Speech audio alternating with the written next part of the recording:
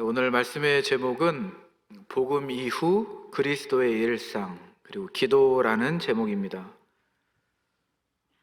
많이 질문을 받는데요. 질문을 받는 내용 중에 하나가 기도에 관련된 것입니다. 목사님 어떻게 기도하나요? 라는 질문이죠. 그리고 기도가 뭐죠? 라는 질문. 왜 기도해야 됩니까? 기도하면 뭐가 달라지죠? 라는 질문을 많이 받습니다. 어떤 분은 기도하면 잡념이 떠오릅니다. 그래서 기도를 잘 못하겠습니다. 이런 분도 계시고요. 어떤 분은 기도하는데 저 천장을 뚫고 하늘로 올라가야 되는데 그렇지 못할 때가 있습니다. 천장을 뚫어야 되는데 이런 아쉬움에 또 말씀을 하시는 분들도 계십니다. 오늘 기도의 본질에 대해서 말씀을 나누고 싶습니다. 여러분, 기도에 대해서 알려면 주님께서 가르쳐 주신 기도를 우리가 살펴보면 기도가 무엇인지, 기도하는 우리의 모습이 어때야 되는지, 무엇을 위해서 기도해야 되는지에 대해서 잘 나와 있습니다. 기도에 대해서 정의를 한번 해보겠습니다. 기도라는 것은 하늘과 땅이 만나는 자리에 서는 것입니다. 다시 한번 정의하겠습니다. 기도는 하늘과 땅이 만나는 자리에 서는 것입니다. 우리가 기도에 대해서 오해가 있습니다. 한 3가지 정도 생각을 해봤는데요. 첫 번째로는 우리가 기도라고 하면 명상하는 걸로 생각합니다. 마음을 비우고 잡념을 멀리하고 그리고 내 마음을 좀 추스리고 내면을 들여다보는 이런 명상을 기도라고 생각하기도 합니다. 우리에게 유익합니다. 유익하지만 기도의 본질은 아니다라고 말씀드립니다. 기도는 나와 대화하는 것이 아니고 기도는 대상이 있죠. 하나님이 대상입니다. 그렇기 때문에 명상은 나에게 도움이 될 수 있지만 기도라는 것은 하나님을 대상으로 하는 것이죠. 두 번째 오해는 기도에 있어서 우리가 기도의 메시지를 먼 곳으로 보내는 것이라고 오해하기도 합니다. 마치 하늘로 올려 보내야 된다라는 이런 오해가 있기도 합니다. 물론 그렇습니다. 그러나 후에 말씀드리겠지만 하나님은 이 땅에 오셨죠. 우리의 기도는 저 먼 곳으로 올려져야 되는 것이 아니고 우리의 기도는 이 땅에 오신 하나님과 함께 하는 것입니다. 이런 오해가 있습니다. 또 3번째로 어떤 오해가 있냐면 우리가 기도라고 하면 특별한 상태가 되어야 된다라는 오해입니다. 내 마음이 차분하게 좀 가라앉혀지고 경건한 분위기 속에서 기도해야 된다라는 거죠. 바쁘거나 내가 지쳐 있으면 기도할 준비가 안 되어 있습니다. 지금 기도할 수 있는 상태가 아니다라고 말하기도 합니다. 물론 이런 이제 공식적인 자리에서 기도하는 것은 우리가 준비하고 마음을 정돈하고 그리고 우리가 하나님 앞에서 우리의 감정을 또 최대한 하나님께 초점을 맞춰서 기도하는 자리죠. 그러나 우리가 일상이라는 이 상황 가운데 기도한다라고 하면 우리가 준비되지 않은 상태에서 있는 그대로 기도하는 것이 그게 기도입니다. 내가 준비돼서 기도하는 게 아니에요. 내가 자격이 있어서 기도하는 것이 아니고 내가 자격이 없기 때문에 그리고 내가 기도할 준비가 안 되어 있기 때문에 내 상태가 별로 안 좋기 때문에 기도하는 겁니다. 그게 기도죠. 여러분, 우리가 생각할 때에 말씀을 보면 기도가 참 신비롭습니다. 구약 성경을 보고 신약 성경을 보면 여러분, 하나님께서 이스라엘 백성에게 성막을 지으라고 말씀하셨거든요. 성막을 짓고 또 성전을 건축했습니다. 그 가운데 하나님이 임재하셨죠. 하나님이 성막 가운데 이스라엘이 살아가는 그 광야에서의 성막 가운데 임재하셨다라는 것은 무엇이냐면 하나님의 마음이 드러난 겁니다. 내가 너와 함께 하고 싶다. 하늘에 계신 하나님께서 내가 너와 함께 하고 싶다. 이 땅 가운데 내려오신 것이죠. 신약으로 넘어가면 하나님께서 예수님을 통해서 이 땅 가운데 오셨습니다. 말씀에 육신이 되어서 우리 가운데 거하신다. 여러분, 요한복음 1장 14절 말씀인데요, 거하다라는 것이 장막을 치다라는 단어와 똑같습니다. 그러니까 구약에서 성막 가운데 임하신 하나님, 그 임재하신 하나님이 예수님을 통해서 우리 가운데 오셨다라는 거죠. 여러분, 그러면 이게 기도와 무슨 상관이 있습니까? 하나님의 영역과 하늘의 영역과 인간의 영역이 연결되었다라는 것입니다. 예수님을 통해서 연결되었다라는 것입니다. 기도라는 것은 하늘의 영역과 우리 땅의 영역, 이 사이에서 기도하는 겁니다. 하나님의 하늘의 은혜와 땅에서의 우리의 삶이 만나는 거죠. 예수님을 통해서 만나고 연결되고 우리가 예수님을 통해서 그 교차 지점에 서 있는 것입니다. 우리가 예수님의 이름으로 기도한다라는 것은 그 교차 지점에서 우리가 서서 기도하는 것이죠. 여러분, 이것이 기도의 정의입니다. 여러분, 하늘과 땅이 만나는 그 지점에서 기도하시기를 축복합니다. 여러분, 그러면 우리가 무엇을 기도해야 됩니까? 여러분, 무엇을 기도해야 될까요? 우리 말씀을 살펴보면요, 우리가 이제 본능적으로 기도하는 것은 무엇이냐면 다만 악에서 구하옵소서라는 13절 말씀입니다. 우리가 처음에 기도할 때는 구해달라라는 기도를 참 많이 합니다. 구해 주십시오. 시험에서 빼 주십시오. 이 나쁜 상황에서 건져 주십시오. 문제를 해결해 주십시오. 구해 주십시오라는 기도를 우리가 많이 하죠. 12절 말씀에 보면 용서에 대한 기도입니다. 내가 받은 상처, 내가 준 상처, 우리 안에 관계적으로 얽혀 있는 부분들, 용서와 화해에 대해서 우리가 기도하죠. 11절을 보면 여러분, 우리가 무엇을 기도하죠? 일용할 양식에 대해서 기도합니다. 우리가 필요한 것들, 먹고 사는 문제, 내일 걱정되는 문제, 경제 문제, 우리는 이런 일상의 기도를 합니다. 제가 13절, 12절, 11절 이렇게 왔습니다. 13절에서 11절은 나의 문제입니다. 나를 위한 기도. 우리라는 표현을 했지만 나를 포함한 우리, 나를 위한 기도입니다. 중요한 것은 이 주님께서 가르쳐 주신 기도의 핵심이 10절이라는 것이죠. 여러분, 10절 어떤 말씀입니까? 주님의 나라가 임하시옵소서. 하늘에서 뜻이 이루어진 것 같이 땅에서도 이루어 주시옵소서. 여러분, 이것이 주님이 가르쳐 주신 기도의 핵심입니다. 우리가 기도해야 될 내용입니다. 주님의 나라가 우리 교회 가운데, 주님의 나라가 우리 가정 가운데, 주님의 나라가 내 마음 가운데 임하여 주시옵소서. 여러분, 이것이 하늘과 땅에 만나는 그 지점에서 우리가 기도해야 될 내용입니다. 하늘에서 그 뜻이 이루어진 것 같이 우리 땅에서도 이루어 주옵소서. 여러분, 하늘에서 이루어진 뜻이 무엇입니까? 하늘에서 어떤 뜻이 이루어졌다는 거죠? 그것은 천사와 거룩한 성도가 하늘의 보좌 앞에서 찬양하고 노래하고 섬기는, 그것이 하늘의 뜻입니다. 그 뜻이, 그 아름다운 모습이 우리 가정 가운데 임하는 겁니다. 우리 가정 가운데 천사와 거룩한 우리의 모습으로 하나님의 이 보좌, 우리 가정 가운데 섬기고 노래하고 찬양하고 사랑하고 용서하고 화해하는 하늘에서 이루어진 그 뜻이 우리 가정에 있게 하여 주시옵소서. 여러분, 이것이 하나님 나라가 임하는 기도입니다. 여러분, 우리가 우리의 마음 가운데도 하늘의 뜻이 이루어진 것 같이 그 하나님 나라가 임하시기를 주님의 이름으로 축복합니다. 모든 염려와 걱정이 사라지시기를 주님의 이름으로 축복합니다.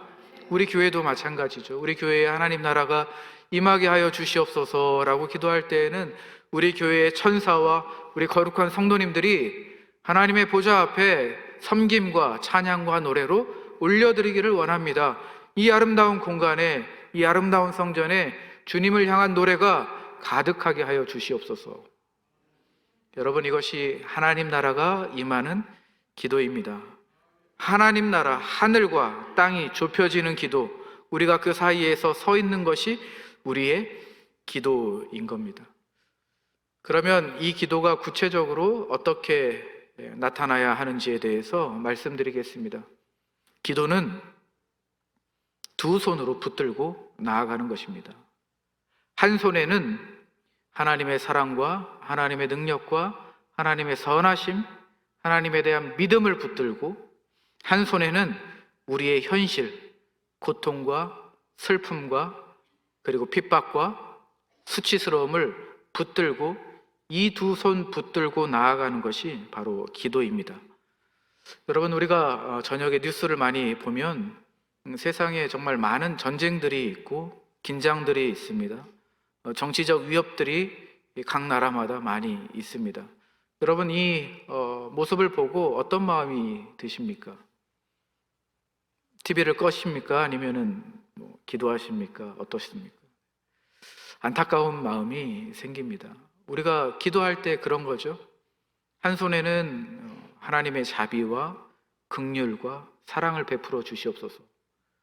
그들을 살려달라라는 하나님에 대한 간구와 믿음이 있고, 또 한 손에는 이 현실 가운데 일어나고 있는 그런 위협과 전쟁과 기근과 핍박들이 있습니다. 이 두 가지를 놓고 붙들고 기도하는 것이 우리의 기도의 모습인데요, 우리 가정도 마찬가지입니다. 여러분, 우리 가정도 그렇죠.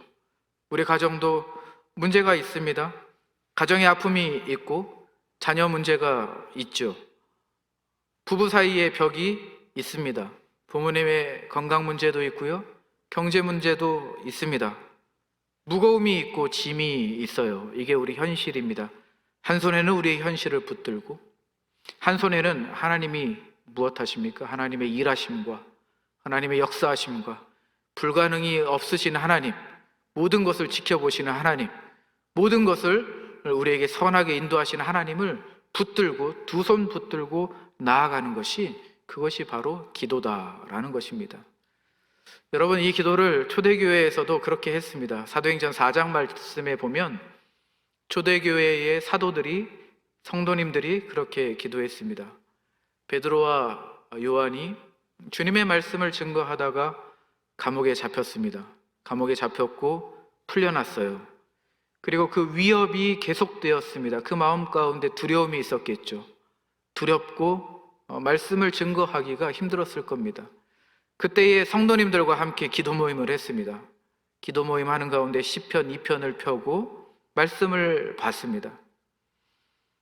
어찌하여 문나라가 술렁거리고 어찌하여 문민족이 헛된 것을 꾸미는가.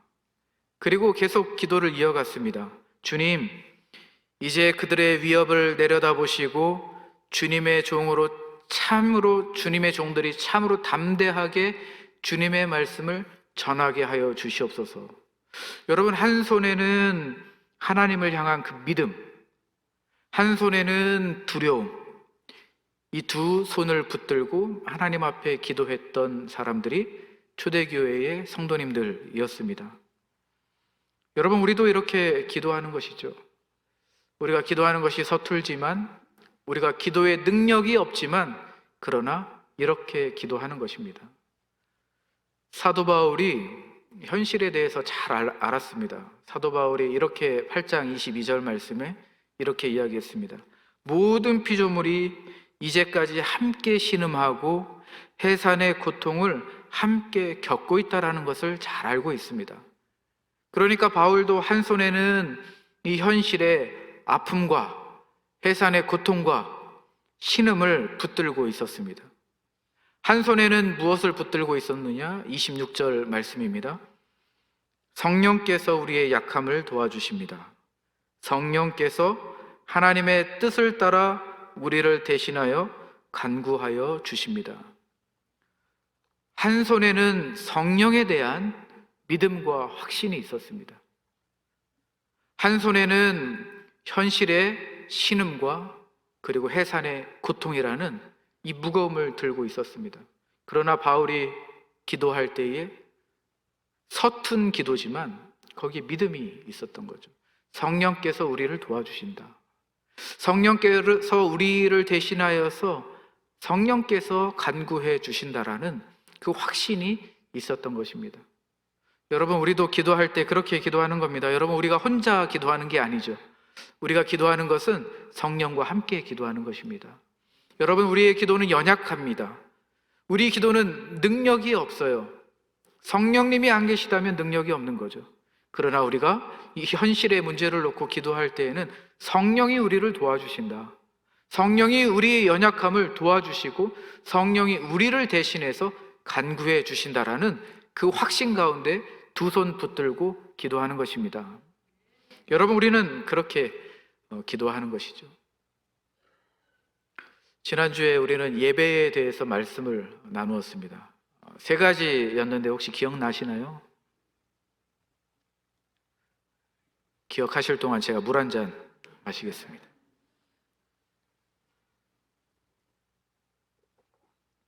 네, 예배에 대해서 첫 번째는 맞습니다. 응답입니다. 하나님이 주신 그 사랑과 은혜에 반응하고 응답하는 것이 예배다. 이렇게 말씀드렸고요. 두 번째로는 예배는 흐르는 것이다 라고 했습니다. 예배라는 것은 우리의 삶과 동떨어지지 않는다는 거죠. 왜 그렇습니까? 몸을 다 드려라 라고 했기 때문입니다. 우리의 몸이 세상에 붙어 있잖아요. 그러니까 우리가 일상 가운데 있는 우리의 모든 것을 다 드리라는 겁니다. 예배는 여기에서 끝나는 것이 아니라 우리의 일상으로, 우리의 일상을 통해서, 우리의 삶을 통해서 다 올려드리는 것이 예배다. 이것이 두 번째 말씀이었습니다. 세 번째로 예배는 회복시킨다라는 말씀이었습니다. 우리는 예배하는 존재로 창조되었어요. 우리는 예배할 수밖에 없습니다. 하나님을 예배하거나 다른 무언가를 예배하는 거죠. 그런데 우리가 하나님을 예배하지 않고 다른 무언가를 예배할 때는 기능이 고장난다는 거예요. 왜 그렇습니까? 우리는 하나님의 형상으로 지음받았고 하나님의 성품으로 반영되어 창조되었기 때문입니다. 그러니까 우리가 하나님을 예배하지 않으면 기능이 고장나는 거예요. 우리는 하나님을 예배하도록 창조되어 있는데 그 목적대로 우리가 살지 못하면 나다운 삶을 살아가지 못하는 것입니다. 이 모든 삶의 영역에서 우리가 예배를 말했습니다. 기도도 마찬가지입니다. 이 기도도 우리의 모든 삶의 영역을 다 말해줍니다. 다시 한번 11절, 12절, 13절 말씀을 한번 보시면 삶의 모든 영역을 다 말하는 거죠. 예수님께서 이렇게 기도하라 라고 했을 때에는 11절 말씀, 모든 일상의 필요를 놓고 기도하라 라는 거예요. 우리의 삶이죠. 우리가 필요한 것들, 내가 먹고 싶은 것, 내가 입고 싶은 것, 내가 마시고 싶은 것, 내 일상에 필요한 것들 기도하라는 겁니다. 여러분, 두 번째는 12절 말씀의 관계에 대해서 기도하라는 겁니다. 우리 관계 가운데 깨어진 부분들, 어색한 것들, 화해와 용서가 필요한 부분들 놓고 기도하라는 거죠. 13절 말씀에는 악에서 구해달라는 영적 전쟁에 대해서 기도하라는 겁니다. 악인의 규가 이 현실 가운데 있다고 말씀드렸죠. 이 현실은 영적 전쟁입니다. 그러므로 우리가 주님께서 기도를 이렇게 가르쳐 주셨다면 이 기도라는 것은 우리의 삶의 모든 영역을 포함하는 겁니다. 그래서 데살로니가전서 5장 17절 말씀에 이런 말씀이 있죠. 쉬지 말고 기도하라.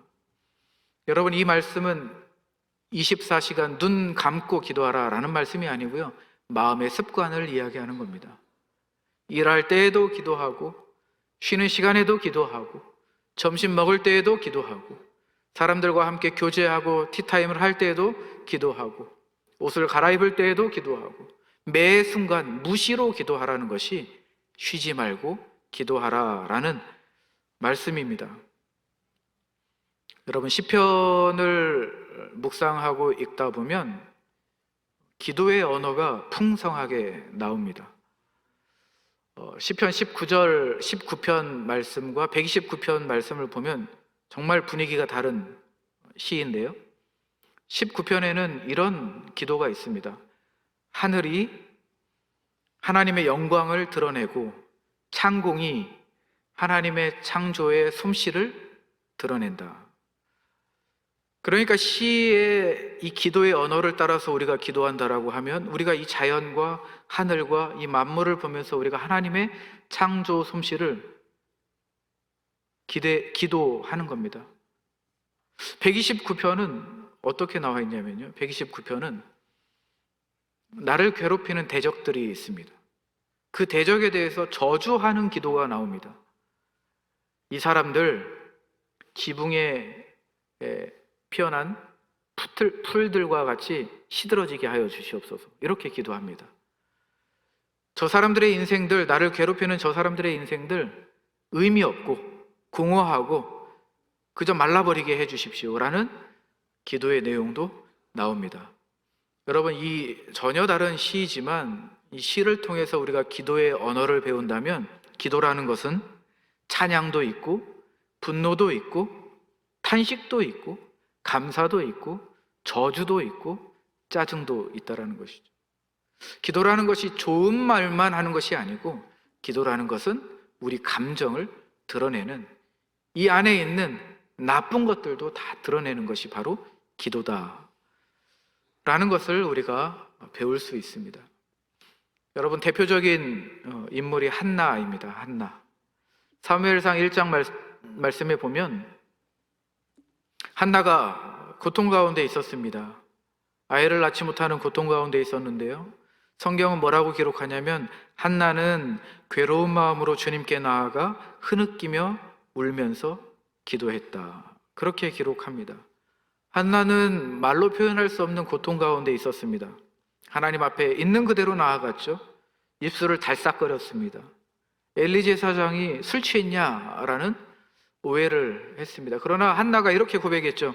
나는 마음이 슬픈 여자입니다. 있는 모습 그대로, 이 안에 있는 고통, 괴로움, 상실감, 이 모든 걸 붙들고 한 손에는 하나님의 신실하심, 믿음을 붙들고 있는 그대로 기도한 사람이 한나입니다. 한나뿐만이 아니고요, 예루살렘 그 겟세마네 동산에서 기도하신 예수님도 마찬가지입니다. 예수님도 기도하셨죠. 아버지, 할 수만 있다면 이 잔을 지나가게 해주십시오. 두려움이 있었을 것입니다. 십자가 앞에서 두려움과 그리고 피땀이 있었죠. 그러나 한 손에는 그 아픔과 두려움과 걱정스러움이 있지만 한 손에는 무엇이 있었습니까? 내 뜻대로 마시고 하나님 뜻대로 하시옵소서. 순종과 믿음이 있었죠. 예수님도 이 두 가지를 붙들고 기도하셨습니다. 여러분, 우리도 마찬가지입니다. 우리도 기도할 때에 우리가 직장에서 아니면 우리 가정에서 분노가 올라오고 갈등이 있고 화가 있어요. 그러면 우리가 감정이 가라앉기 전까지 기도하지 않습니까? 그렇지 않아요. 그 감정 가지고 기도하는 겁니다. 그러나 이 감정을 다스려 주시는 하나님을 놓고 우리가 신뢰하면서 기도하는 거죠. 우리가 자녀들을 위해서 기도할 때도 마찬가지 아니겠습니까? 자녀에 대한 걱정이 있고 염려가 있죠. 이것이 우리가 이 현실에서 살아가는 우리의 어떤 그런 기도 제목들 아니겠습니까? 현실이 있습니다. 그러나 한 손에는 무엇이 있습니까? 하나님이 책임져 주신다. 하나님이 주신 자녀이기 때문에, 하나님의 자녀이기 때문에, 하나님이 나에게 위탁하신 그 자녀이기 때문에 하나님이 책임져 주신다라는 그 믿음 붙들고 두 가지를 붙들고 기도하는 거죠. 여러분, 이것이 솔직한 기도입니다. 이것이 우리가 있는 모습 그대로 기도하는 것입니다. 우리의 삶 가운데 우리가 지치지 말고 이렇게 기도한다면 이 기도가 바로 쉬지 말고 기도하라 라는 데살로니가 5장 17절 말씀이 우리의 삶 가운데 구현되고 실현되는 것이죠. 여러분, 말씀을 마무리하도록 하겠습니다. 여러분, 기도는 명상이 아니고요, 기도는 하늘로 올려 보내야 되는 것이 아닙니다. 기도라는 것은 우리가 하나님과 만나는 그 지점에서 서 있는 것입니다.